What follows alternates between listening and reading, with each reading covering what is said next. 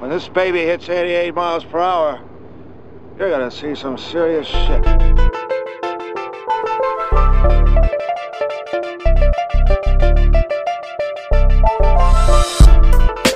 My calculations.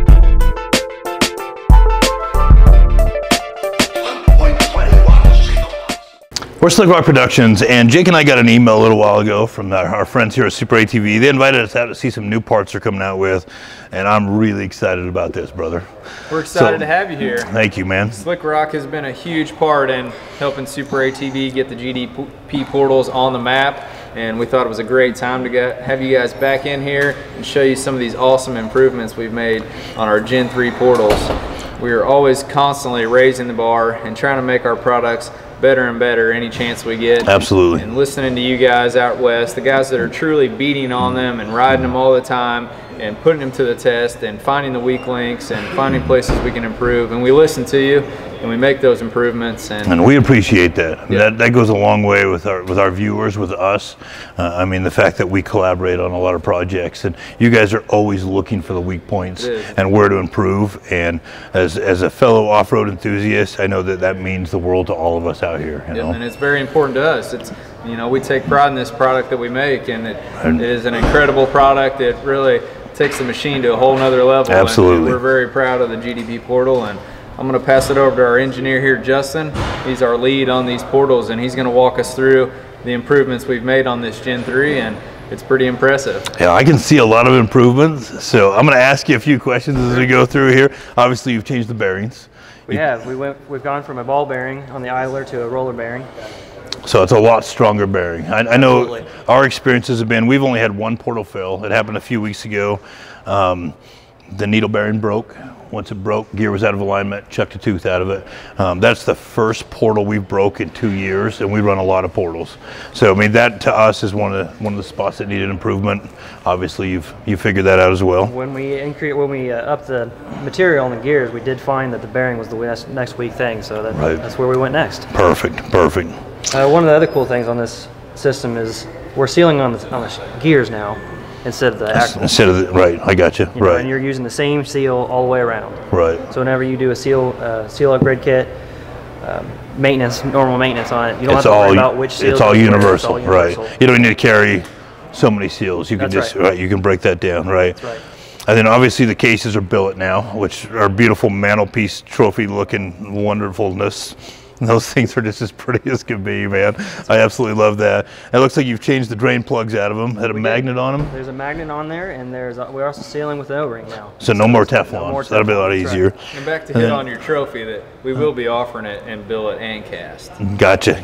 So they're, you know, for the guys that want it a little more affordable, because the portal purchase can be expensive. Absolutely. It's a good investment. Right. But we want to have options for, you know, billet's obviously going to be the strongest choice, because it's going to be stronger. It's probably the show cars and the race cars, the rock bouncers. Is super strong. We've done just as much testing with it that it's not. We've never broke a cast. I mean, the only we cracked one when we broke a tooth because it all came apart on the inside. But we've never broke a housing. Yeah, it's got to. There's not a lot of tolerance in there. When if something comes apart, it's going to do some damage. The other thing I noticed is the caps are different. The bolts are different. The smaller bolts that were in them before, the little Allen heads on them, are they 5mm? They're 5mm. We went to an M6. So we won't have any stripping, but ultimately that's not holding oil in anymore. That's just a dust cap at this point, right? Because of the way that we're resealing the portal now. Boy, that's absolutely beautiful. And then I also noticed we have a lot more tolerance here, so we can put an impact socket down. We don't need a thin wall 30 anymore, right? That's right. Gotcha. Made a little more room there where you can get a regular 30mm socket. Doesn't have to be a thin one. So, and then with the same very large diameter output shaft as the Gen 2s are. But here's the big thing on my mind. Are we having different gear options? Yes, we are. Actually, we're offering a 15% now in the 4-inch as well as the 30%. So the 4-inch, we can go to a 15%. So Rangers, Terexes, the stuff that, you know, we run a 32-inch tire on our Ranger, and it's a little bit low geared. I mean, it does really well.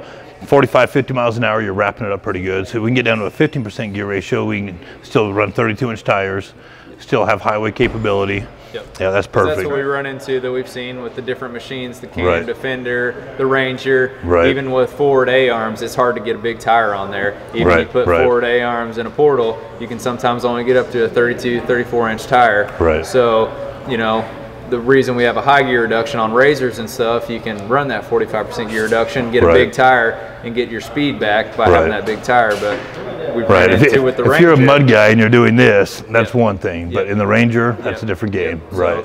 we only thought it made sense to definitely go with a smaller gear reduction, so you Right. can still run a larger tire than you got from the factory. It's still not going Right. to throw off. Well, your, I personally really appreciate that. I know we talked about that a year ago. We did. You know, and this is one of those things that I feel like with some more gear options. And then tell me you're doing the 45 or the 30% in the 6-inch portal. We are. Perfect, perfect. Because you know the 6-inch portals, obviously you get more clearance out of them. They're a lot bigger, but at a 45% reduction, you've got to get some pretty big tires. So you have the option to go either way now, right? Because not only getting big tires, a portal benefits, and you know you're getting that ground clearance, not 4 inches of belly lift. It's A-arms, everything. You know, Right. you're getting a full lift. Absolutely, And then right. you get your stance wider. Right. You know, portals have a lot more benefit than just getting a gear reduction for a bigger absolutely. tire. You know, getting Well, the and- biggest thing I like is that full lift kit. You know, Right. when you put a 4-inch or a 6-inch lift on a machine, it's not lifting that lowest point on your A-arm No, down by the ball no, joint. right. You know, the portal Right. does. So you get that full. Well, and that's full kind of lift. the game changer for us with portals, you know, and I know you guys are big in the mud community. We have a lot of friends in that community too, and I understand that completely, but we do a lot of rock crawling, a lot of trail riding. So we want to get the lift, we want to get the width. Obviously, the wider you can go, the more articulation you get because you get the leverage on it, but we don't want to compromise the suspension, the ride quality. And so when you start doing lift kits for rock crawlers, it doesn't work out very well because we want to have droop, we want to have flex. When you go through jumps and rebound, we want to keep it as stock as possible so it articulates properly. And that's what portals have allowed us to do. Along with the gear reduction, when you're on bigger tires, obviously more clearance, but it's easier on your belts, it's easier on your axles, it's easier on all the components because if you're going to run a big tire, this is the way to go. And we know it. We run portals literally in every machine we build. We have not built a portal car or a machine without portals in 2 years, I don't think. Yeah. Everything we have has portals. I love them. Yeah. And this is a big deal to us. And And that's what I try to tell people. I mean, if you can afford it, you can't go wrong with portals. Really, No, it doesn't absolutely matter not. your riding style. It has so many good benefits. Yeah, you know, the extra ground clearance anytime helps. It doesn't really matter Right. the situation. Well, And the we width, do universal platforms. Yep. You know, we go to the dunes, we trail ride, we rock crawl, we ride on the highways, we go get groceries in them, and we use ours like vehicles. And without portals, I mean, this is a game changer. It changed everything we're doing. So this is a really big deal to me. My hat's off to you guys.